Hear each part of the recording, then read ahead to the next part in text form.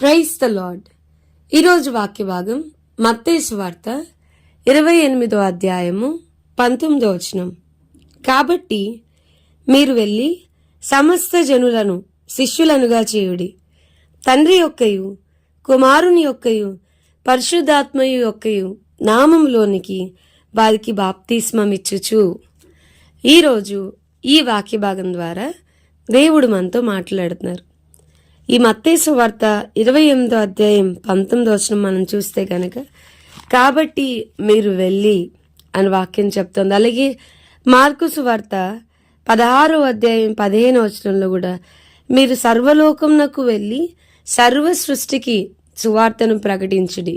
So మత్తయి సువార్త 28వ అధ్యాయం 19వ వచనాన్ని గ్రేట్ కమిషన్ అంటాం కదండి.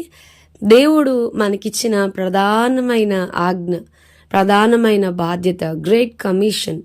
సో మీరు సర్వలోకమునకు వెళ్ళి సర్వ సృష్టికి సువార్తను ప్రకటించండి. అలాగే మీరు శిష్యులను చేయండి, తండ్రి యొక్కయు కుమారుని యొక్కయు పరిశుద్ధాత్మ యొక్కయు నామంలోనికి వారికి బాప్తిస్మం ఇచ్చుచు అని.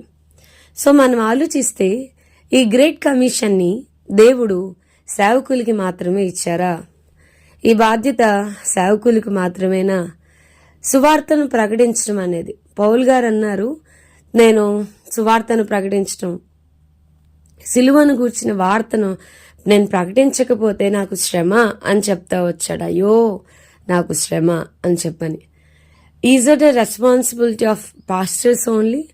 ఇది కేవలం సేవకుల యొక్క బాధ్యత మాత్రమేనా, లేక ఇది విశ్వాసులకు కూడానా? అయినా బైబిల్ ఏమని చెప్తుందంటే 28వ అధ్యాయం 19వ వచనం చూస్తే మీరు సర్వలోకమునకు వెళ్ళి అందరినీ విశ్వాసులుగా చేయమని చెప్పట్లా, అందరినీ సమస్త జనులను శిష్యులనుగా చేయమంటుంది.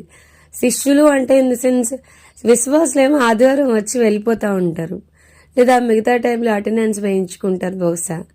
బట్ శిష్యులు దేవుని వెంబడిస్తారు, వాళ్ళు కలిగింది ప్రతిదీ ప్రభు కొరకు విడిచిపెడతారు, యేసయ్యని వెంబడిస్తారు. యేసయ్య కొరకు ఏదన్నా చేయడానికి సిద్ధపడిన వారు కదా శిష్యులు.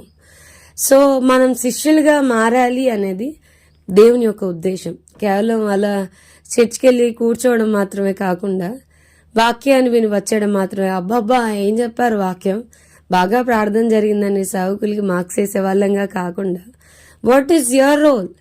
ఈ అంత్య దినాల్లో నీ బాధ్యత ఏంటి? వచ్చి కూర్చోవడమేనా? సర్వ సృష్టికి సువార్తను ప్రకటించడం అనేది ప్రతి విశ్వాసి, క్రిస్టియన్ అని పిలువబడుతున్న ప్రతి ఒక్కరి బాధ్యత కదా. నేను వెళ్ళలేను, సువార్త చెప్పలేను అంటే ప్రే, వారి కొరకు ప్రార్థించి.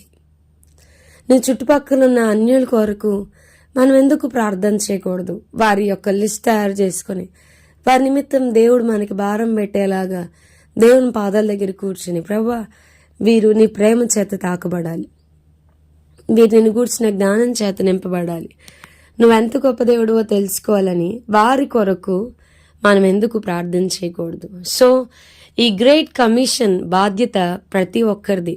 విశ్వాసులు అనంటే ఊరికే వచ్చి కూర్చుని వెళ్ళిపోవడానికి ప్రభు మనల్ని పిలవలేదు. You have your own role.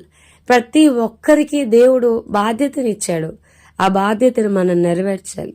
నువ్వు చెప్పగలిగిన స్థలాల్లో చెప్పగలగాలి, చెప్పలేని చోట్ల ఖచ్చితంగా ప్రార్థన చేయాలి.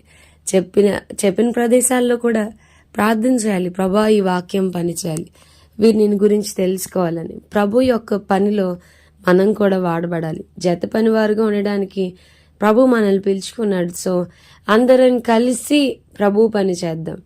అంతటా అందరూ మారు మనసు పొందడం దేవుని చిత్తం.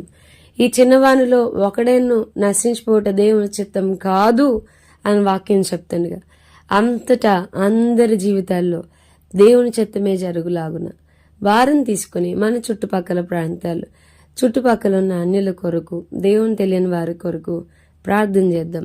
దేవుడు అలాంటి ఉన్నతమైన భాగ్యాన్ని మనందరికీ దయచేయను గాక. ప్రభువా ఈరోజు వాక్య భాగం ద్వారా మాట్లాడినందుకు వందనాలు. ఈ వాక్యం వింటున్న మా ప్రియులైన ప్రతి ఒక్కరి హృదయాలను మండించండి, దైవికమైన భారాన్ని పెట్టమని యేసు నామమున అడిగి వేడుకొంచున్నాం తండ్రి, ఆమేన్.